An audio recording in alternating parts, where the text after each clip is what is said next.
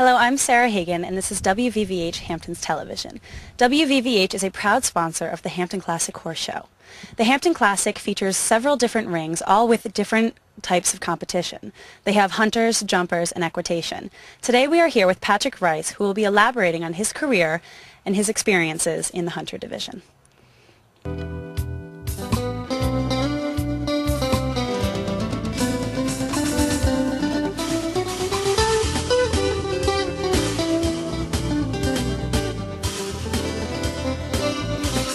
Patrick, he's going to be filling us in a little bit on his family once owned a farm on Long Island, and he's going to be sharing with us a little bit about the farm and the work that really goes into running a farm and putting on horse shows. Can you elaborate on this? Sure. I guess the farm started in 1926. My grandfather came over from Ireland. My father was actually born in Ireland. Okay. Came over when he was 3. They started out in Lake Success, which was actually where most of the farms were, back then, right. Close to the city. Right. And then they moved to Great Neck, and they were there for, I guess probably, a good 30-some years. They moved out to Huntington finally, like in the late 50s. Mm-hmm. So the first farm I remember was we were in Huntington, a place called Squadron C, that used to be an armory, mm-hmm. and then we leased it for, I guess they were there. I don't even know how long they were there, maybe 15 years until I was probably. I guess I was probably like 12 or so. But it was a beautiful farm. It was 120 acres, and right. They had trails. And did you work on the farm as a child?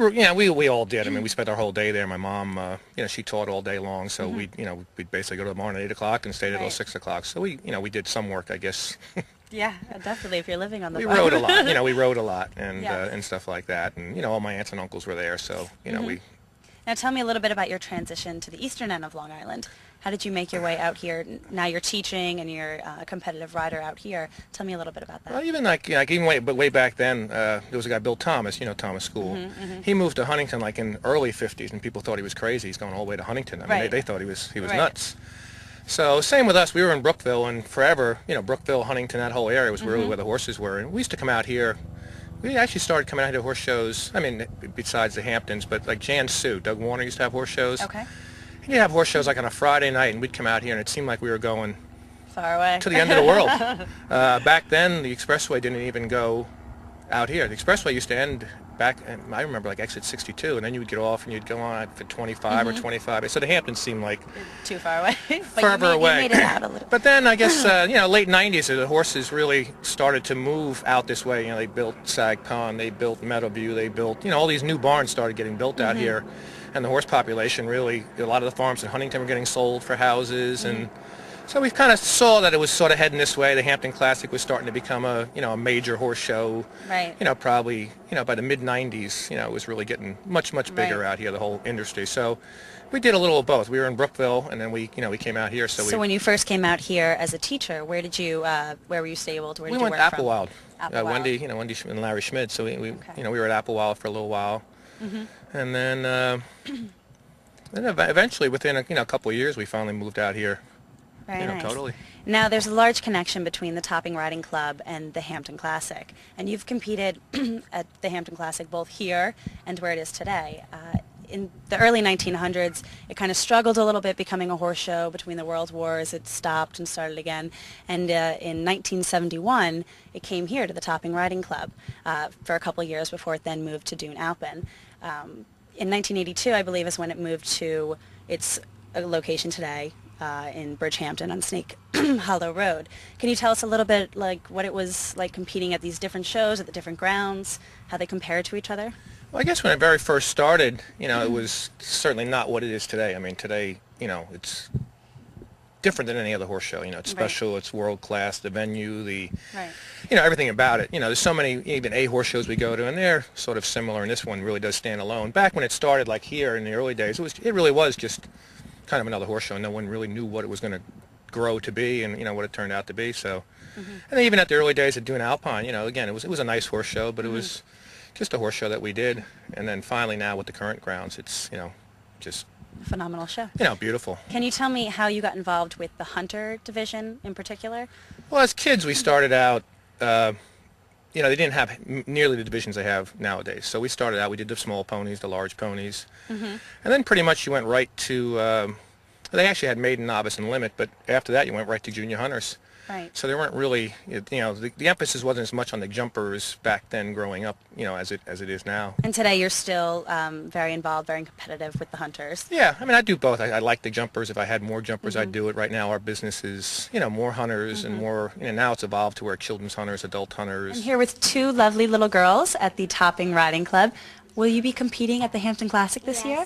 Yes. Which division are you showing in? I'm doing the walk, trot, canter.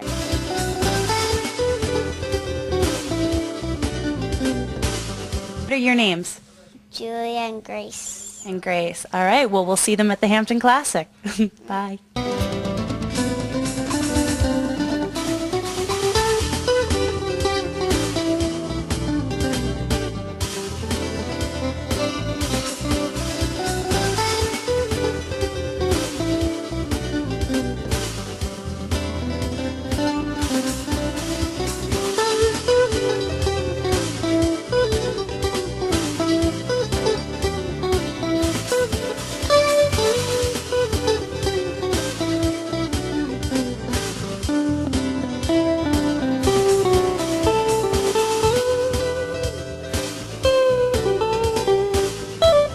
Can you tell me a little bit about your idols or your mentors growing up, and if we can see them at the Hampton Classic, if they'll be around?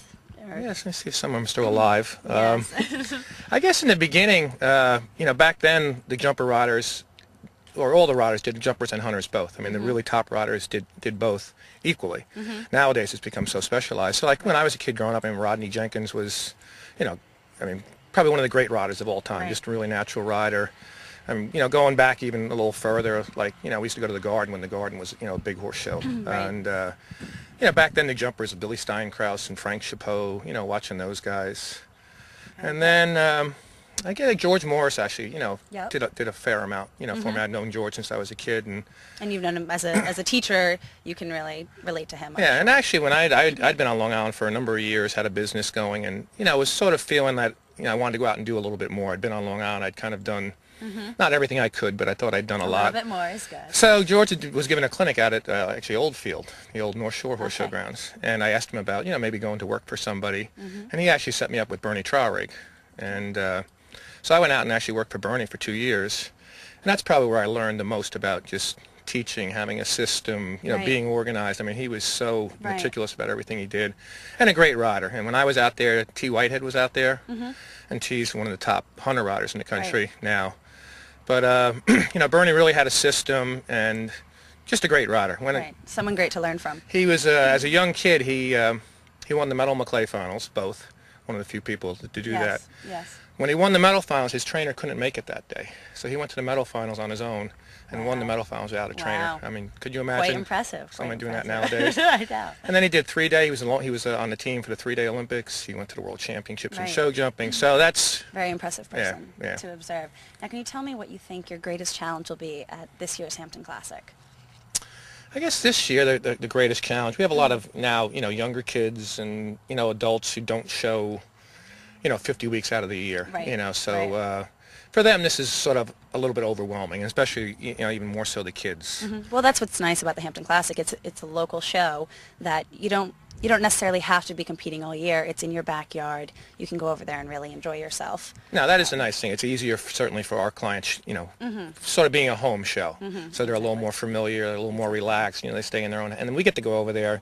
You know, we go over there on Saturday before local day, so they get to see everything and ride Right. in the ring. So they're Become familiar a little with the bit more grounds. relaxed, and they've been here before. And even if they haven't shown, they've been there. So And it's been around for so many years now that No. it's very easy. Now tell me, where can we find you this year at the Hampton Classic? We know you'll be in the Hunter division, but which classes in particular? pretty much this year, mostly local day. You know, we have, you know, getting the horses prepared. You know, we have more children's hunters, more adult hunters than anything else. Nothing in the big hunters, you know, this year. So local day, getting all the horses in the, you know, professional division. So kind of getting them ready for the amateurs and getting them ready for the juniors. So local day, we'll definitely have to keep an eye out for you. So I'm here with Patrick. He's going to be explaining this gymnastic that he has set up for us. He's combined a lot of things into one to keep this simple for today, and we're going to be walking through as if we were the horse, so our viewers will have a deep understanding of what exactly happens through this exercise. Okay, so like I say, we incorporate a lot of things. We wouldn't have all this in one gymnastic, but just to give you an idea. So with the cavaletti rail, these two poles in the ground are called cavaletti. The horse is going to take one step between the first two cavaletti, 2 steps between the second cavaletti, and then he's going to jump the first jump. The poles in the ground here, guide poles, are just to keep the horse straight, so we can move them in, we can move them out. Some horses will drift right, some horses will drift left. So, and it allows the rider not to really be interfering with the horse. Just to keep the horse straight and let the rider sort of stay out of the horse's way, if you will. The horse will then land, take one stride, jump that jump. Again, we have the poles, the X there, if you will. Again, which will help keep the horse centered, because it's a lot, it's important that they go to the center of the jump. And that's a lot of it, too. If you have a horse jumping to the left side or the right side in the show ring, that's definitely points off. It interferes with the striding between the jumps, which is never good. And the pole that you've set after. The pole on the landing side, we can kind of create how big a jump we want the horse to make. We can make that short or make the horse land, a little bit shorter. We can put it out a little bit more, get the horse to jump across the jump more. So we can kind of create the arc we want over the jump. We could also take one of those poles and put it on the front side of the jump also. You could have it on both sides, so you could, really kind of create the jump, the shape of the jump that you want. Right, and with their form. And also, we were talking a little bit earlier about the oxer, which is 2 standards. Just explain to our viewers a little bit the about oxer would be like the white jump over here, where it's 2, like you said, 2 standards, and we can make that, pretty much as wide as we want, and that'll promote getting the horse to jump across the jump a little bit more. And you'll see later on today we will do this series of 3 oxers. These are pretty narrow now. As we go along, we'll make them wider. Very good. And you'll be going through this, and this is what this is a 3 2-stride to a 2-stride. And it's nice. With the gymnastics, what we're trying to do with the hunters anyway is it's a nice 2 strides to a nice 2 strides. We're not trying to make it tricky. We're not trying to make it complicated. Just really friendly for the horse. Friendly for them, and really later on we could, you could make it any different, degree of difficulty if you want. You could make it a short 2 to a long 2. But with the hunter, it's good to keep it simple, relaxed. Great. Well, we can't wait to see you in action.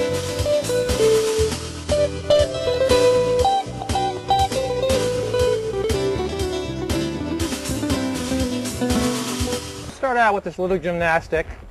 It's a 1-stride.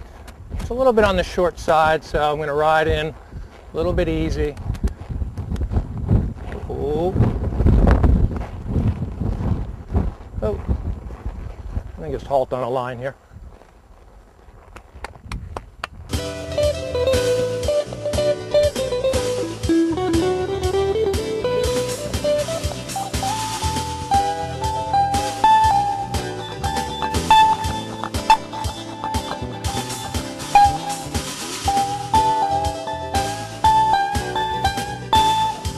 We have Raquel, who is teaching one of her students who will be showing at the Hampton Classic this year.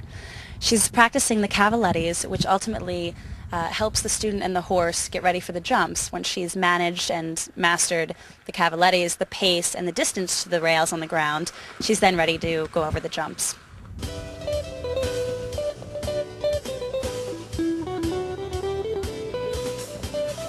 It's important to find your pace over these cavalettis.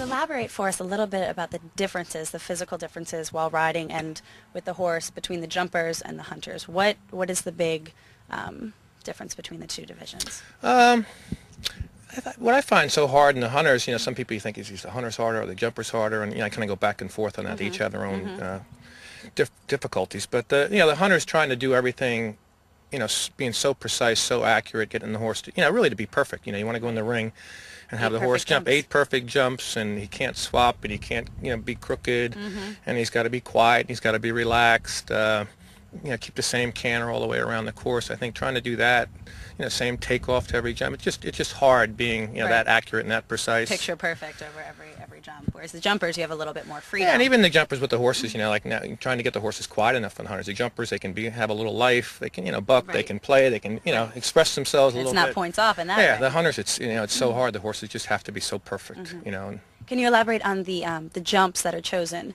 for the hunter ring versus the jumper ring?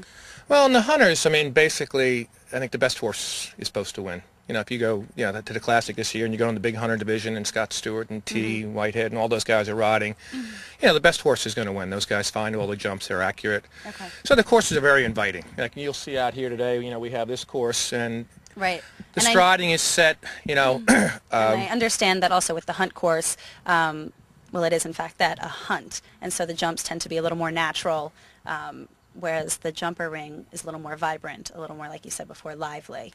Can you elaborate on maybe why these jumps are chosen for that ring? Well, again, in the hunters, they're trying to encourage the horses to make good, make good jumps. And again, it's supposed to be the best horse is supposed to win, so you're not trying to trick the horses. The striding works out. Everything is set on a certain stride. We have, the flower boxes in front of the jumps to try to invite the horse to make a nice, round, high jump. The jumps are inviting the jump, and they promote, getting the horse to jump round and high and correct. And the jumpers, basically, are trying to get you to knock the jumps down. I mean, it's really what it comes down to. They're very challenging. Yeah, you have 60 horses in a class, and you can't have all 60 go clear. So you're trying to get 54 horses to knock the jumps down. So they're really trying to build problems into the courses.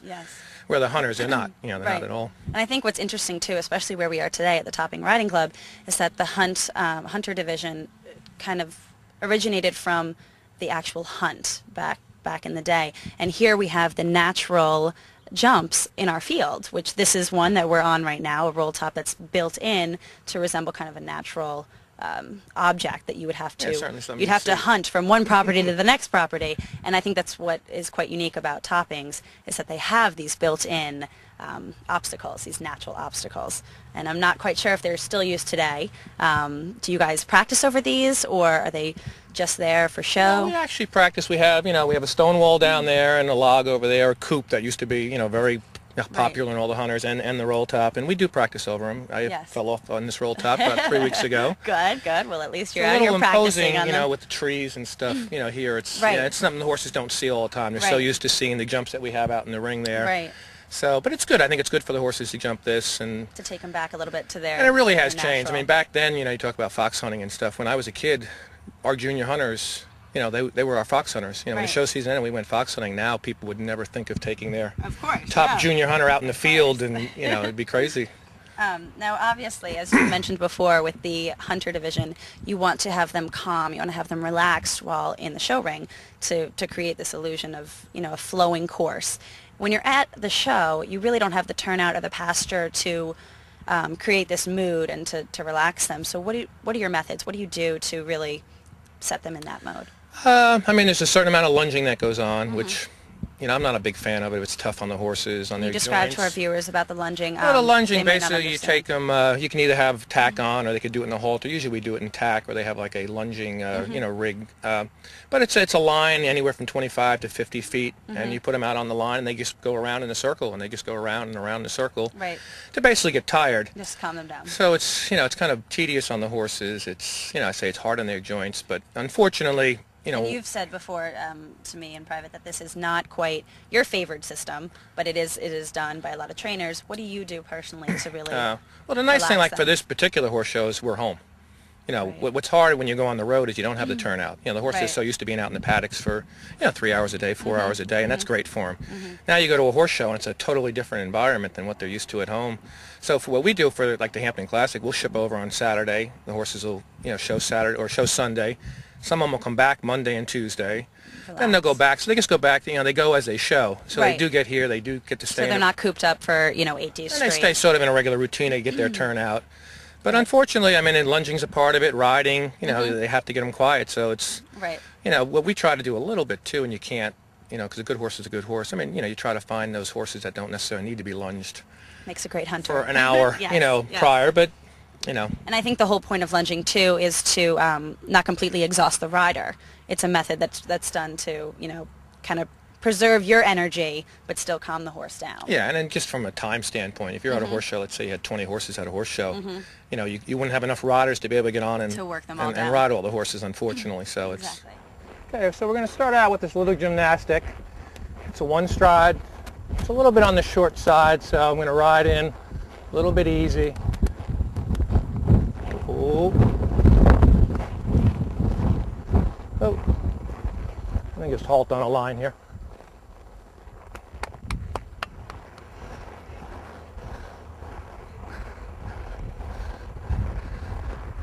This gymnastic is cantering in. It's also a short distance. It's short 2.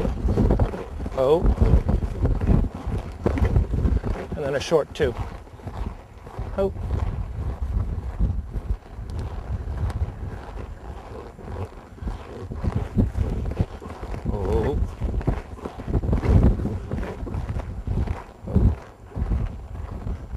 Now tell me, is there a diet or a regiment that you follow for these hunters that maybe changes their mood or relaxes them a little bit more? They're all pretty standard.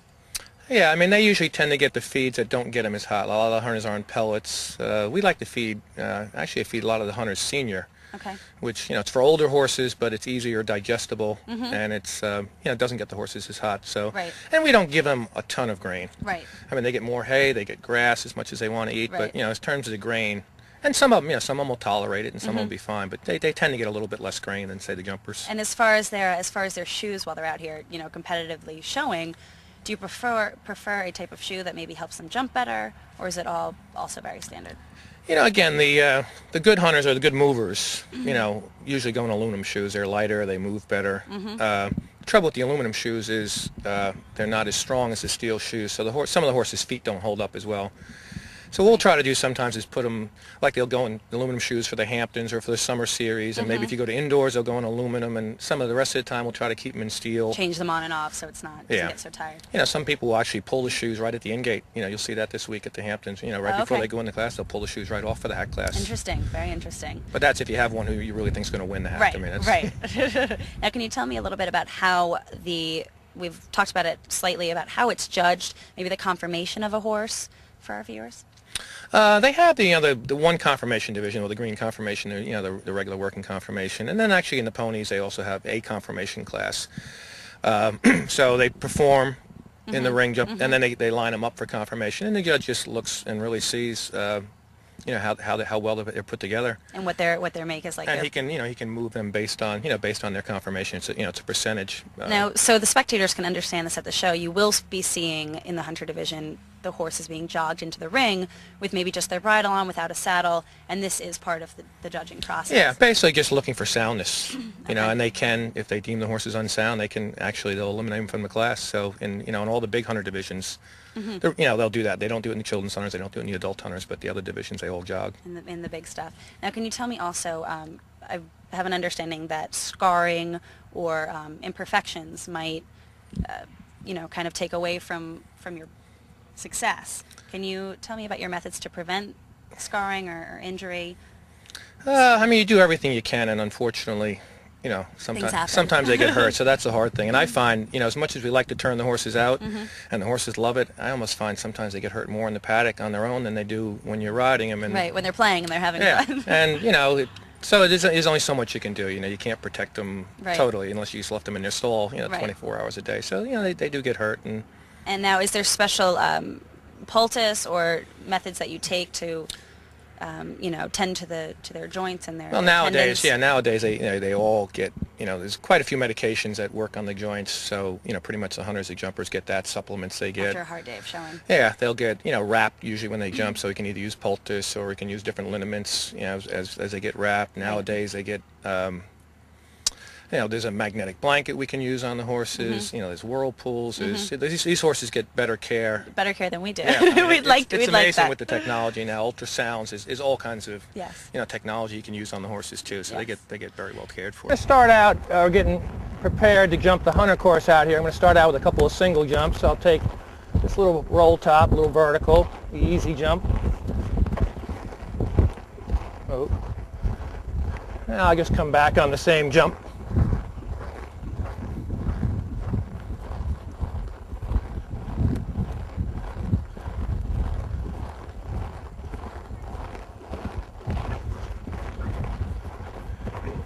Then I'm going to go ahead and I'll jump the green oxer.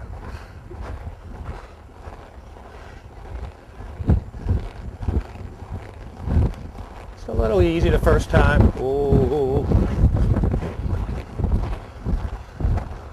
Oh.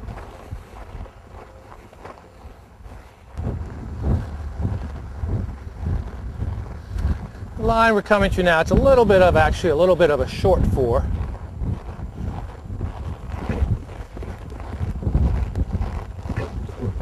Oh, to a 2.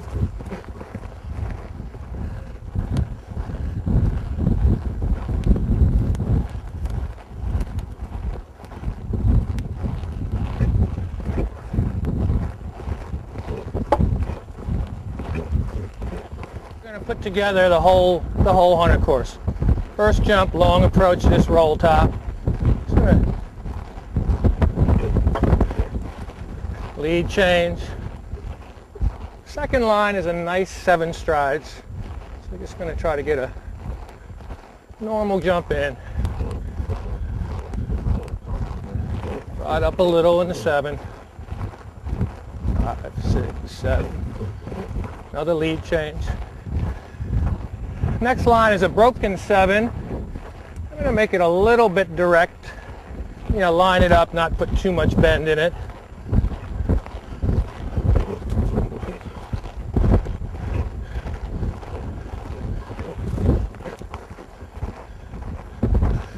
And then we have the 4 strides to the 2 strides, which you've seen.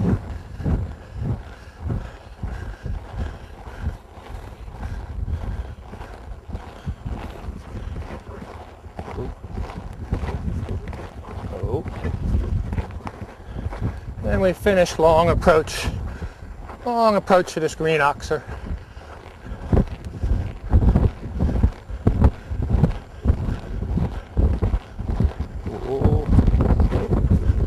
To ride up a little bit. That was a little long, so I had to lengthen the stride a little bit to get to it. Oh.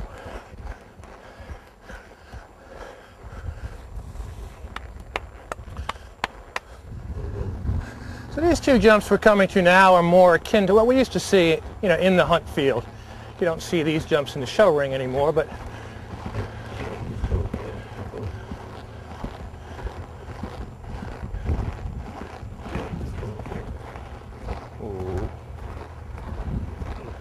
oh.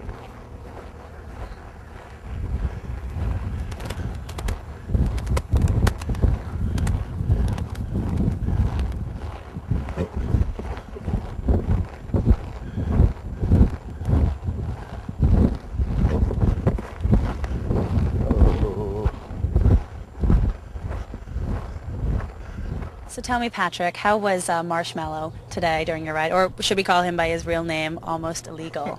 How did he feel? Either one. He was good. He was a little fresh today. You know, if I was actually at a horse show, I would have done a little bit more, you know, preparation in the schooling ring. You know, it's a little chilly out today, and it's early. He's feeling a little bit good, but he was good. He was good. He felt good. nice I thought he jumped well. And we can see him. A client of yours will be riding him during the week of the Classic. Cardi was nice enough to let us use him today, and she'll be showing Thursday, Friday, Saturday. So we'll keep our eye out for them. And tell me, what are you looking forward to most about this year at the Hampton Classic? This year, I guess we had, like I said, we have some younger kids who are doing some of the divisions for the first time. Some of them moved up. They've been doing well all year, so it'd be kind of a good barometer to see how, how they are now when they get to the Hamptons. And it's for them, it's almost more pressure for the local kids. Right. All their friends are here, their parents, so they want to do so well at the Hamptons. Everyone makes the trip to see them. It's a big crowd. So it's tough. It's a little bit more pressure, even though it's home for them. So. Right. And the Topping Riding Club is also sponsoring the Exhibitor Party this year, which is Friday the 31st. So hopefully all the riders and the spectators can come out for that. It's your birthday too, yes. So it'll be quite the event. So hopefully, thank you so much for your time today. Well, thank you very much and for coming. Marshmallow, thank you so much, my dear. And we'll see you at the Hampton Classic. Okay, great, thanks. If anyone's interested in riding, taking lessons at the Topping Riding Club, we're open to that. We teach anywhere from beginners right up through competitive show riders. We do a lot of horse shows. We have some horse shows here during the year. So you're certainly welcome to stop on by. We're in Sagaponack. Phone number here is 631-537-0948. And come on by and just visit if you like.